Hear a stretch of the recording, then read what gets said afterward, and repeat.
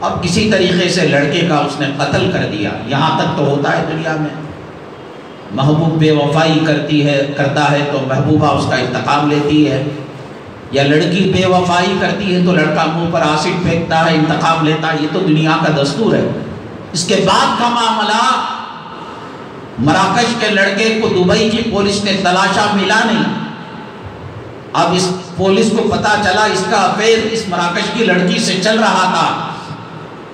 چنانچہ گھر کا معائنہ کیا گیا، گھر کو دیکھا گیا، کھنگالا گیا تو گھر کے اندر کوئی چیز نہیں ملی. تمام خون کے دھبے، تمام نشانیوں کو اس نے صاف کر دیا تھا. قیمہ بنانے کی ایک مشین رکھی ہوئی تھی.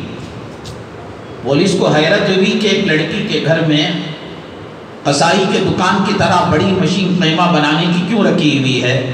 جب اس کی تلاشی لی تو اس کے اندر ایک دانت ملا انسان کا، اور جب اس کے معشوق اور اس کے عاشق کا ڈی این اے کرایا گیا تو وہ دانت اسی کا تھا. قاتل جتنی ہوشیاری کرے کوئی نہ کوئی علامت چھوڑ جاتا ہے. جب لڑکے کو گرفتار کیا تو پوچھا گیا، مگر میں آتی ہے یہ سیدھی سادی عورت جس کو شبنم سے تشبیہ دی جاتی ہے، گلاب کی پنکھڑیوں سے تشبیہ دی جاتی ہے، موتیوں سے تشبیہ دی جاتی ہے، چاند اور ستاروں کی چمک سے تشبیہ دی جاتی ہے، اس کے زلفوں کو رات کی گھٹاؤں سے تشبیہ دی جاتی ہے.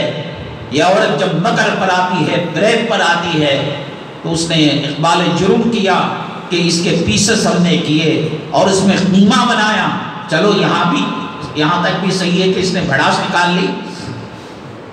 اس کے بعد اس نے اس قیمے کی بریانی بنائی اور آس پاس کے گلی کوچوں کے اندر جو غیر ملکی لوگ تھے ان کو کہا کہ ہمارے گھر میں کوئی فنکشن تھا، ہم نے بریانی بنائی، ان لوگوں کو کھلا دیا. اس نے تباہی بربادی پر راستے پر آتی ہے، وہ کام کرتی ہے کہ شیطان بھی شرما جاتا ہے اور سدھرتی ہے. پیغمبروں کو جنم دیتی ہے، اولیاء کو جنم دیتی ہے، مجاہدوں کو جنم دیتی ہے، غازیوں کو جنم دیتی ہے. اسے تقوی کے راستے میں باندھ کر رکھو، دائرے میں. اس کی مکاری، فریب اور اس کی دھوکہ بازی کا شکار مت بنو. خود بھی تباہ ہوگی اور لوگوں کو تباہ کر دے گی، برباد کر دے گی. اپنے عاشق کو پانے کے لیے پیغمبر کا قتل اس نے کیا ہے. پچھلے پیغمبروں میں سے پیغمبر کا قتل اس نے کیا ہے اور اس کی طرف سے پوری بستی تباہ ہو گئی، برباد ہو گئی. اور نیکی پر آتی ہے، سدھرنے پر آتی ہے.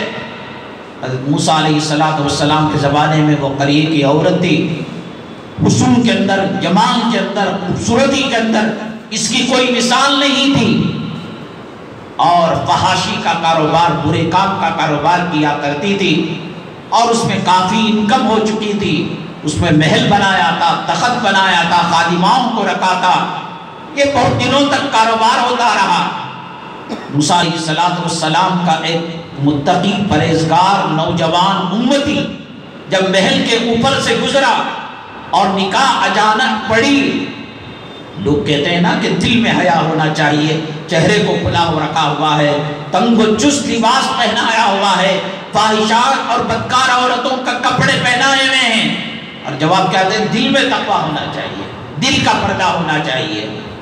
ایک مرتبہ جو دیکھا تو اس کی محبت اس کے دل میں گھر گئی. غریب تھا اور وہ عورت بہت بڑی قیمت اجرت اپنے کام کے لیے لیا کرتی تھی. نماز پڑھو تو وہی خیال، مراقبہ کرو تو وہی خیال، سجدے میں جاؤ تو وہی خیال، تلاوت کرو تو وہی خیال. بہت پریشان ہو گیا تو اس کے بعد اس نے وہ رقم جمع کر لی، جمع پونجی کر لی کہ اس لیلا کو حاصل کر سکے، بازاری عورت کی قیمت چکا سکے. چنانچہ گیا، وہ قیمت ادا کر لی، بسترے پر بیٹھا. اچانک جسم کانپنے لگا، تھرتھری آ گئی، آنکھوں سے آنسو کے قطرے آ گئے، نکل پڑے اور کہا یا اللہ، کہاں مصلی، کہاں مسجد، کہاں سجدہ، کہاں ذکر کی محفل، کہاں مراقبہ، اور کہاں میں اس بازاری عورت کے پاس ایمان کا سودا کرنے کے لیے آیا ہوں.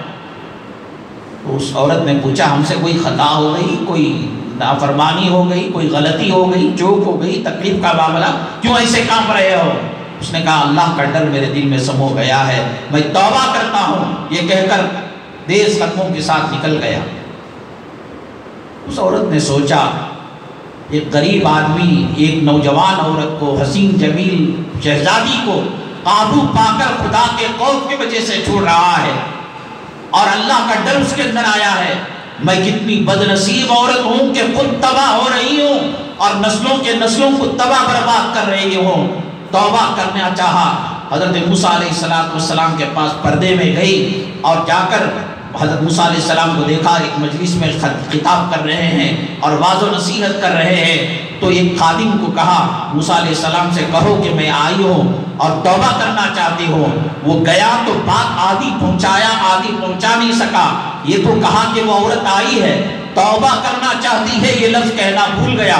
حضرت موسیٰ علیہ السلام بڑے پریشان ہوئے، ایک بدنام زمانہ، گندی عورت، فاحشہ عورت، بدکار عورت موسیٰ کے دربار میں، اسے کہو یہاں سے فوراً نکل جائے، وہ یہاں سے چلی جائے۔ خادم نے آ کر کہا کیا حضرت موسیٰ علیہ السلام بڑے جلال میں ہیں، غصے میں ہیں اور کہہ رہے ہیں کہ یہاں سے نکل جائے، تو وہ نکل کر چلی گئی، کمرے کو اس نے بند کر لیا، روتی رہی، اللہ ایک تو ناراض ہوا، تیرے نبی بھی اب مجھ سے کچھ نہیں ناراض ہے، مجلس میں جو ہے جمع کرنے کے لیے تیار نہیں ہے، رو رہی تھی۔ اچانک دروازے کے کھٹکھٹانے کی آواز آئی، کہا کہ پھر لوگ گاہک بن کر آئیں گے، میرے ایمان کا میرے جسم کا سودا کریں گے۔